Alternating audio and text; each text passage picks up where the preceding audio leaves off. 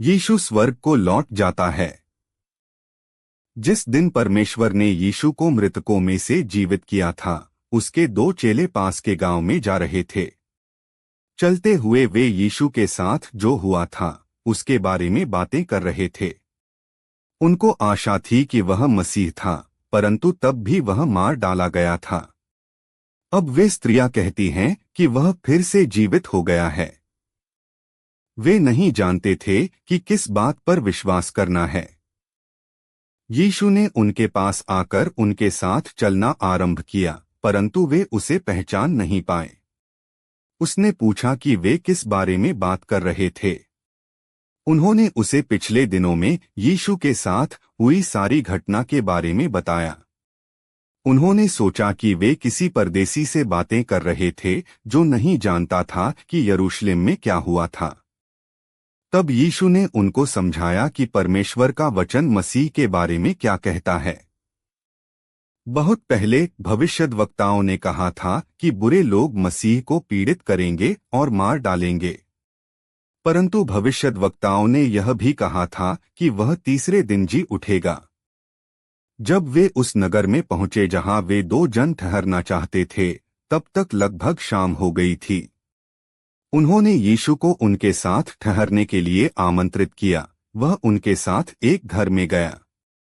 अपने शाम के भोजन को खाने के लिए वे बैठ गए।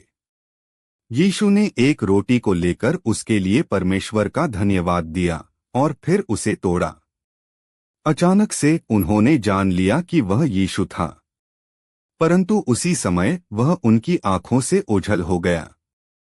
उन दो जनों ने एक दूसरे से कहा, वह यीशु था। इसीलिए जब उसने हमें परमेश्वर के वचन को समझाया था तो हम बहुत उत्साहित थे। तुरंत ही वे निकलकर वापस यरूशलेम को गए। जब वे पहुंचे तो उन्होंने चेलों को बताया, यीशु जीवित है, हमने उसे देखा है। जब चेले बात कर रहे थे, यीशु अचानक से उस कमरे में उनके साथ प्रकट हुआ। उसने कहा, तुम्हें शांति मिले। चेलों ने सोचा कि वह कोई भूत था, परंतु यीशु ने कहा, तुम क्यों डरते हो? तुम यह क्यों नहीं सोचते हो कि यह सचमुच में मैं यीशु हूं? मेरे हाथों और पैरों को देखो। भूतों के पास ऐसा शरीर नहीं होता जैसा मेरे पास है, यह दिखाने के लिए कि वह कोई भूत नहीं था। उसने खाने के लिए कुछ मांगा। उन्होंने उसे मछली का एक टुकड़ा दिया और उसने उसे खा लिया।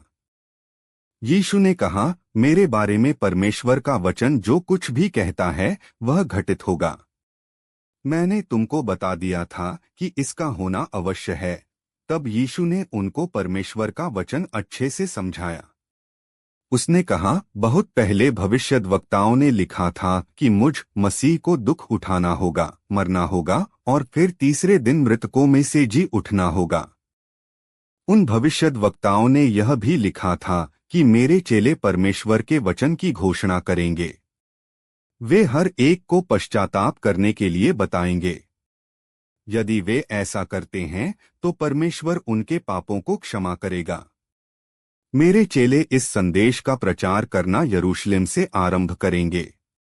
तब वे सब जगह सब जातियों में जाएंगे। तुम लोग मेरी हर एक बात और काम के गवाह हो जो मैंने कहा और किया था, और उस सब के भी जो मेरे साथ हुआ। अगले 40 दिनों के दौरान यीशु अपने चेलों पर कई बार प्रकट हुआ। एक बार तो वह एक ही समय पर 500 से अधिक लोगों पर प्रकट हुआ।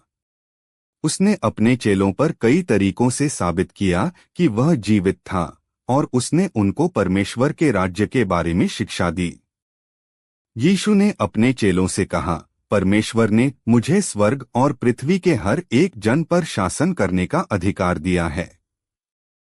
इसलिए अब मैं तुमसे कहता हूं, जाकर सब जातियों के लोगों को चेला बनाओ। ऐसा करने के लिए तुमको उन्हें पिता, पुत्र और पवित्र आत्मा के नाम से बपतिस्मा देना है। जो कुछ भी मैंने तुमको आज्ञा दी है, उन सब बातों को मानना भी तुम्हें उनको सिखाना है। याद रखो, मैं हमेशा तुम्हारे साथ रहूंगा।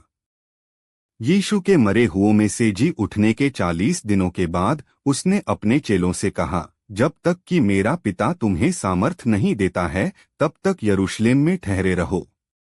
वह तुम पर पवित्र आत्मा भेजने के द्वारा ऐसा करेगा। तब यीशु स्वर्ग में चला गया और एक बादल ने उसे उनकी दृष्टि से छिपा लिया। स्वर्ग में यीशु सब चीजों पर शासन करने परमेश्वर की दाहिनी ओर बैठ गया।